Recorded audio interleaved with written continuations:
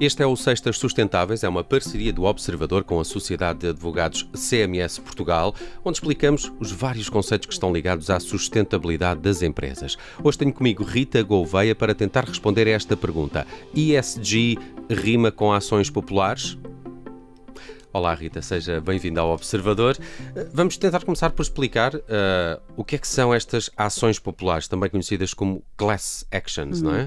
Olá Nelson e olá quem nos está a ver e ouvir. Sim, enfim, a realidade portuguesa o termo correto é ação popular, mas de facto muitas vezes usas a expressão em inglês. Estamos em primeiro lugar a falar de uma ação, ou seja, uma ação que é proposta em tribunal, para defender um tipo de direitos ou interesses que o legislador identifica claramente, como seja a saúde pública, o ambiente, direitos dos consumidores, o património cultural, e em que a particularidade está em que a ação pode ser proposta por um único cidadão, que até pode não ser o titular deste tipo de direitos ou interesses, ou não ser o seu titular único, porque o Nelson pode propor esta ação e obviamente não é o único titular do direito ao ambiente, não é? E este autor pode propor essa ação, fazendo os seus pedidos que visam a defesa desse tipo de direitos ou interesses e como que representa todos os titulares desses direitos ou interesses, na medida em que, sendo esta ação favorável, havendo um desfecho favorável a quem a propõe, os efeitos da decisão irão abranger todos os titulares dessa ação e não apenas a pessoa que teve a iniciativa de propor a ação. As questões ambientais têm sido das mais mediáticas no que toca a este tipo de ações. Eu recordava um caso recente de uma série de ativistas ambientais que tentaram interpor uma ação contra Estados por não fazerem o que deveriam na proteção ambiental. É um exemplo de uma ação popular essa? Há ações populares que têm uma determinada realidade porque são propostas em instâncias europeias e eu não estou a falar dessas, eu estou a falar de ações populares que podem ser propostas em Portugal, de acordo com um regime que já está previsto na nossa lei desde há muito tempo, desde 1985, mas que não tinha sido muito usado até cerca de o final de 2020. E daí que, provavelmente para quem nos está a ouvir e a ver, o termo inglês é mais familiar. Tal como, enfim, para além dessas notícias que aparecem no jornal, se calhar o nosso imaginário transporta-nos, quando falamos deste tipo de ações, e pela descrição um bocadinho sumária que fiz, para a realidade de alguns filmes. Como, por exemplo, aquele que a mim me vem à memória, e acho que as pessoas mais novas também poderá ainda vir, que é Erin Brockovich, Julia Roberts, não é? Também é uma questão ambiental, É também uma questão ambiental. Ou seja, uma contaminação da água que afetou uma determinada comunidade e depois, enfim, todo o filme, que é inspirado numa história real, gira à volta desse fenómeno.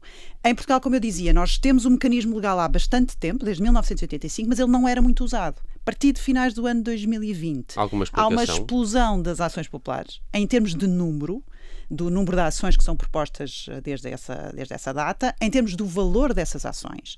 E se estamos a falar de valores que são pouco usuais ouvir, mesmo para nós que andamos nestas leads, valores como elevados. 400 milhões de euros, 600 milhões de euros, 5 mil milhões de euros, enfim, valores astronómicos para aquilo que é a realidade portuguesa, e que de facto começaram a aparecer enfim, em cima da mesa dos senhores juízes que têm que decidir estas ações, e que nos põe em Portugal ao lado de países onde a experiência nestes temas é muito maior, como os Estados Unidos, desde logo, o Reino Unido, a Holanda, e de repente Portugal, com a sua realidade muito específica, parece estar a ombrear com estes países, o que é de facto, ou parece ser um bocadinho inexplicável, mas está a acontecer. E isso pode resultar de variedíssimos fatores, desde logo a própria iniciativa de quem resolveu avançar assim e desta forma em Portugal, e há determinadas entidades que o fizeram, porque estas ações podem ser propostas não apenas por o tal cidadão, mas também por uma associação ou por uma fundação que defendam este tipo de direitos ou interesses, também pelas autarquias, com determinadas especificidades, e portanto houve quem avançasse nestes termos, identificasse eventualmente esta realidade noutros países e sentisse que a podia replicar em Portugal. Portugal tem um regime de lei de ação popular que pode ser favorável, nomeadamente a possibilidade de quem propõe a ação não ter que pagar as custas judiciais. E quando falamos de ações Essa de milhões... é uma diferença em relação a outras? Quando falamos de ações de milhões de euros, é uma diferença muito significativa para quem decide avançar, não é? Ter a tranquilidade, ou pelo menos a relativa expectativa, de que não tem que pagar, no fim, um cheque muito avultado relativamente a este aspecto. Já percebemos também pelos filmes que esta era uma realidade que também nos chegou por aí, e se calhar mais usual nos Estados Unidos.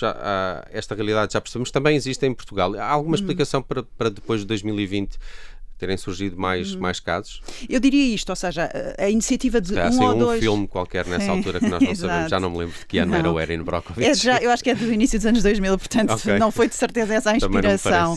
Eu diria que partiu da iniciativa de alguns agentes económicos, chamemos-lhe assim, lato sensu, que identificaram essa realidade em Portugal, defendendo, enfim, interesses vários, nomeadamente, com certeza, também os daqueles que foram pensados pelos legislador quando previu esta figura.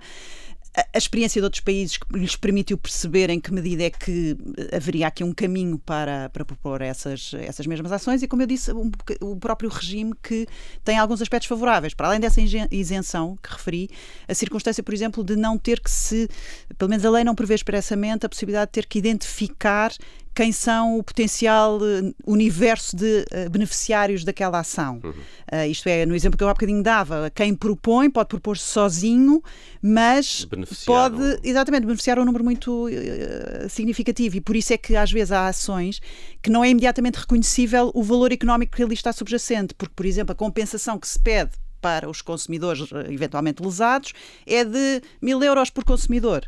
Portanto, à partida podemos dizer, não é assim uma ação tão relevante. Claro que 1.000 euros é um valor relevante, não deixa de o ser, também, mas pode não ser especialmente relevante. A questão é, quando multiplicamos esse valor pelo número de potenciais abrangidos, de repente atingem-se estes milhões de euros, que são valores, de facto, estratosféricos para a nossa realidade. Ao longo aqui do podcast Sextas Sustentáveis já falamos algumas vezes de ESG, essa sigla que virou também norma para as empresas que incorporam na sua atividade as preocupações ambientais, sociais e governance. Porquê é que estes temas de ESG podem aqui surgir no contexto das ações populares? Pronto, como eu lhe disse, acho que no início, nem todo e qualquer tema pode ser objeto de uma ação popular, porque o legislador identifica quais os direitos e os interesses que podem ser discutidos através deste mecanismo processual. Agora, o ambiente foi um dos exemplos de que falámos, e já falámos várias vezes, e portanto eu não tendo aqui uma bola de cristal e portanto não podendo antever exatamente o que é que vai acontecer, mas tendo em conta a experiência de outros países e sabendo nós que há alguma réplica que tem acontecido do que se passa nesses outros países, é possível que os temas de ESG venham a contribuir para as estatísticas das ações populares. E eu diria que há casos que são facilmente identificáveis, não é? O exemplo do filme, e voltamos a ele, pensar numa ação em que se causou um dano ambiental, há que pede-se ao tribunal que a entidade que causou esse dano reponha o ecossistema, atribua uma determinada compensação. É um exemplo que nos vem facilmente à cabeça.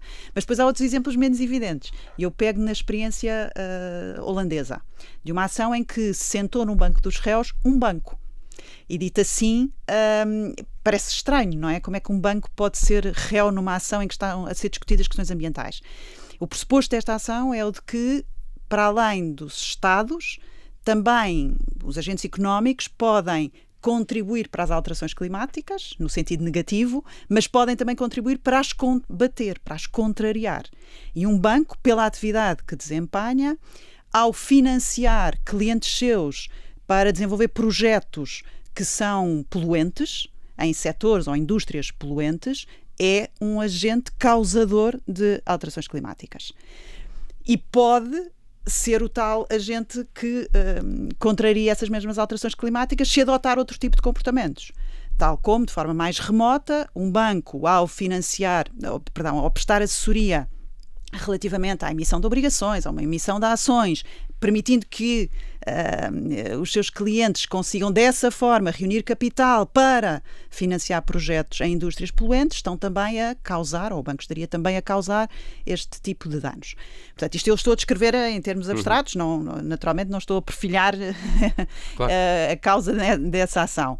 Mas depois o que é que acontece nesta ação? São pedidos, são formulados pedidos como o banco cessar a sua atividade de financiamento em setores setores que estejam a desenvolver novos projetos na área do gás, do petróleo, das indústrias poluentes, exigirem nos contratos que estabelecem com grandes clientes seus que esses clientes tenham planos de defesa do ambiente, sob pena de os bancos poderem fazer cessar a relação com esses clientes. Portanto, dentro pode já daquilo... não ser diretamente e uma atividade qualquer de forma indireta Exato. ser abrangida E portanto, assim um bocadinho em conclusão, eu diria que dentro dos limites da lei portuguesa, que são vários, dentro daquilo que são os factos que permitem ou não propor uma ação e depois aquilo que seja a imaginação de quem a propõe, há de facto pano para mangas, entre aspas, e os agentes económicos têm que ter estas realidades presentes e sob radar.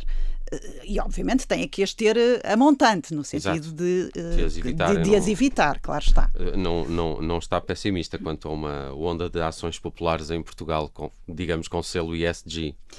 Eu não sou pessimista nem otimista por natureza, se calhar por defeito de profissão e trabalhando nestas áreas, aquilo que sei é que muitas vezes somos influenciados pela experiência do que se está a passar lá fora. E como dizia, e um bocadinho para se calhar para ter esta conclusão do ponto de vista daquilo que tem sido a realidade portuguesa, nós sabemos que algumas características da nossa lei permitem que agentes não necessariamente nacionais olhem para Portugal e vejam aqui um potencial para propor ação. A lei permite isso. Há uma realidade que nós juristas conhecemos assim como palavrão, que é o chamado fórum shopping, que é tentar identificar qual é o país que tem um regime mais favorável para propor a ação e procurar estabelecer uma ligação que permita que a ação de facto depois possa ser proposta aqui. E em Portugal, a questão da isenção de custas, como há bocadinho disse, a questão de não haver essa tal identificação prévia pelo menos a lei não exigir claramente a identificação prévia dos potenciais interessados, dá aso a que possam quem está a olhar para este tipo de ações e com a ideia de a propor, considerar que em Portugal existe um regime eventualmente favorável para isso mesmo, sem prejuízo de haver quem atue, claro está, na estrita defesa destes direitos e de forma altruísta. Há também depois quem o faça de forma mais egoísta. Porquê? Porque a experiência noutros países também mostra que muitas vezes a compensação que, por exemplo, pode ser atribuída pelo tribunal nestas ações não é reclamada. Porque cá está, Nelson, pode estar a correr neste momento uma ação por falta de identificação do beneficiário, se quiser. Não, porque o Nelson pode ser titular de um interesse que está a ser discutido numa ação e não saber sequer que a ação está proposta, ou até sabe, mas não se interessa por ela, porque cá está, sabe que vai eventualmente receber 1.000 e tal euros de compensação e o trabalho associado a ir reclamar esse valor não justifica, faz com que haja uma certa inércia. E o que é que acontece, portanto, com a experiência que temos de outros países? Estes valores que não são reclamados, todos juntos, podem ser muito significativos e podem interessar quem propõe essa ação ou aqueles que financiam este tipo de ações que depois vão buscar esse valor que não é reclamado. E isso pode tornar este mecanismo atrativo.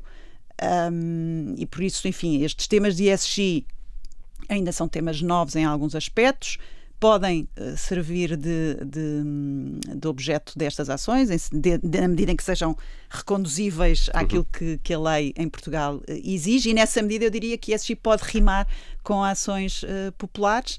Depende, claro está, da forma como se identifica a questão, como é que ela é enquadrável na nossa legislação, na nossa experiência, e ainda estamos um bocadinho à espera de ver também como é que os tribunais reagem a isto, porque este boom das ações populares acontece a partir dos tais finais de 2020 e, portanto, ainda estamos à espera de ver como é que o tribunal lida com este tipo de ações, sobretudo com aquelas que não são verdadeiramente desinteressadas, não é? Exato. E que levantam algumas questões pela pouca experiência ainda de lidar com alguns destes aspectos. Muito interessante este tema. Rita Gouveia, ESG rima com ações populares? Foi o que tentamos responder no episódio de hoje do Sextas Sustentáveis. É uma parceria do Observador com a Sociedade de Advogados CMS Portugal. Acompanhe todos os episódios nas plataformas de podcast, também estão disponíveis no site do Observador. Rita, obrigado. Até à próxima. Obrigada eu.